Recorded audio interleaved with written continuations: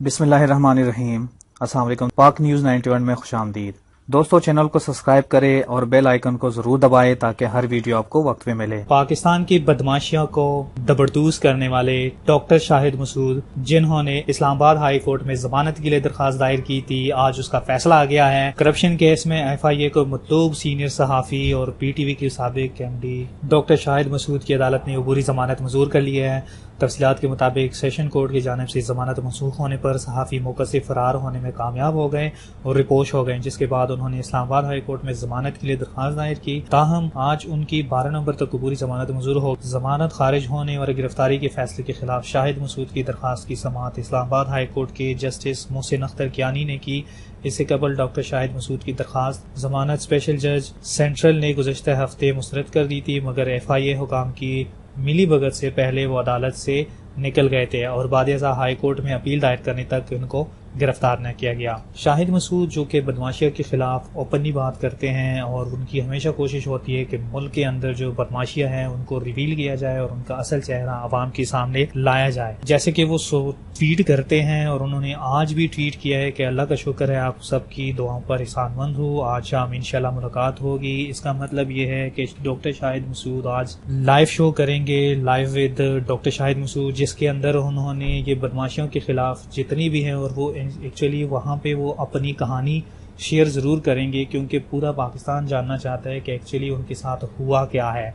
क्योंकि वो डॉक्टर शाहिद मसूद एक ऐसे सहाफ़ी है, तो पूरा पाकिस्तान जानना चाहता है कि असल में जो कहानी चल रही है ये किसकी वजह से है, और डॉक्टर शाहिद मसूद जो PTV करप्शन केस में है उसमें किस तरीके से बदमाशिया ने उनको ट्रैप किया है और उस चीज़ में उसको लेके आ गए हैं।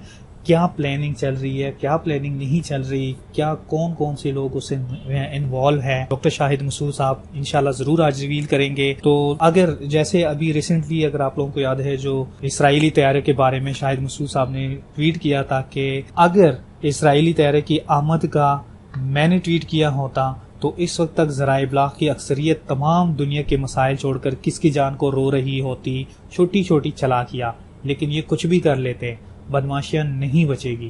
क्योंकि बदमाशियां ने इस वाहिद बंदा जिसके खिलाफ बदमाशिया के खिलाफ ये ओपनली बात करते हैं, क्योंकि डॉक्टर शाहिद मसूद जो है मुहिब वतन ऐसे टॉपिक को लेके आता है, वो स्पेशली बदमाशिया के ऊपर बात करता है और बदमाशियों को नहीं पसंद कि वो इस चीज़ पे लोगों को इनका असल चेहरा जो है वो सामने नजर आए, जिसकी वजह से बदमाशिया ने PTV की एक फेक डॉक्टर शाहिद मसूद को इस केस के अंदर लेके आए हैं।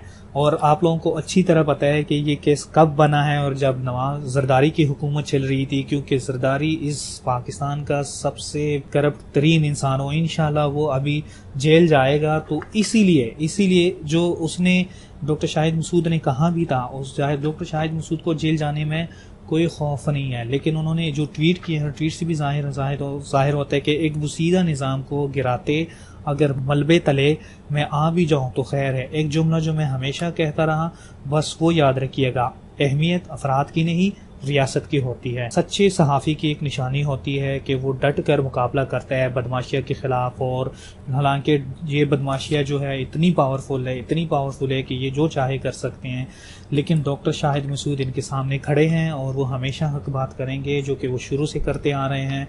और आज भी हम इंतज़ार करेंगे कि डॉक्टर शाहिद मसूद जो है वो अपने लाइव शो के अंदर क्या क्या पॉइंट डिस्कस करेंगे, इन जो माफिया है और जो बदमाशिया है इनके खिलाफ इनकी जो असल चेहरे हैं वो कैसे लेके आते हैं आवाम के सामने। और याद रखिएगा कि डॉक्टर शाहिद मसूद की जो जमानत है वो 12 नवंबर तक है, और दुआ करते हैं कि आगे इनकी ज़मानत जो है वो ये केस से वो निकल जाए अच्छी तरह।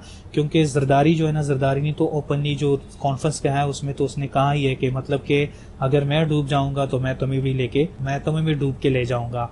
हम लोगों की कोशिश ही तो ये है, क्योंकि डॉक्टर शाहिद मसूद ने देखिए जब उनके ऊपर केस चल रहा था जरदारी से, वो जो मनी लॉन्ड्रिंग का चल रहा था, उसमें जो अयान अली का वो जो करप्शन केस आ रहा था, तो डॉक्टर शाहिद मसूद को हिरासा भी किया इस चीज़ पे, और इस चीज़ को डायरेक्ट भी कांटेक्ट किया गया कि आप इस चीज़ को बंद करें। और ये जो चंद लोगों के नाम आप ले रहे हैं जिनके खिलाफ आप बात कर रहे हैं, और उनका जो, क्योंकि वो करप्ट लोग थे, इन करप्ट लोगों के खिलाफ तो डॉक्टर शाहिद मसूद साहब जो है वो पहले से ही बात कर रहे हैं, तो इसीलिए वो इस चीज़ को उनको हिरासा भी किया गया और काफ़ी मुश्किलात का सामने भी पड़ा, जिसके थ्रू उन्होंने फिर हाई कोर्ट से कॉन्टैक्ट किया था, हाई कोर्ट से रजू किया, और हाई कोर्ट की तरफ से फिर उन लोगों को कहा गया कि आप लोगों को कोई हक नहीं है इनको हिरासा करने की, अगर आप लोगों ने हिरासा करने की कोशिश की तो हम आप लोगों के खिलाफ एक्शन लेंगे। ये तब की बात है जब डॉक्टर शाहिद मसूद साहब पे वो पाबंदी लगी थी और वो 3 महीनों के लिए बैन हो गए थे, और वो फिर यहाँ पाकिस्तान से मूव करके बाहर चले गए। तो इनको बाहर भी ये लोग अप्रोच करते रहे, किसी न किसी तरीके से ब्लैकमेलिंग करने की कोशिश की है। तो दोस्तों ये थी न्यूज़, मैंने सोचा आप लोगों के साथ शेयर करूं, और इंशाल्लाह जो शाहिद मसूद साहब आज प्रोग्राम करेंगे उनमें से जो भी पॉइंट्स होंगे वो आप लोगों के साथ शेयर करूंगा। उम्मीद है आप लोगों को ये वीडियो पसंद आई होगी। अगर आप लोगों को पसंद आई है तो इस वीडियो को शेयर करें ताकि डॉक्टर शाहिद मसूद साहब की जितनी भी फॉलोअर्स हैं उनको ये गुड न्यूज़ मिले, और ताकि वक्त पे वो बैठ के प्रोग्राम देख सके। तो इस वीडियो में इतना ही, मिलते हैं नेक्स्ट वीडियो में। अल्लाह हाफिज़।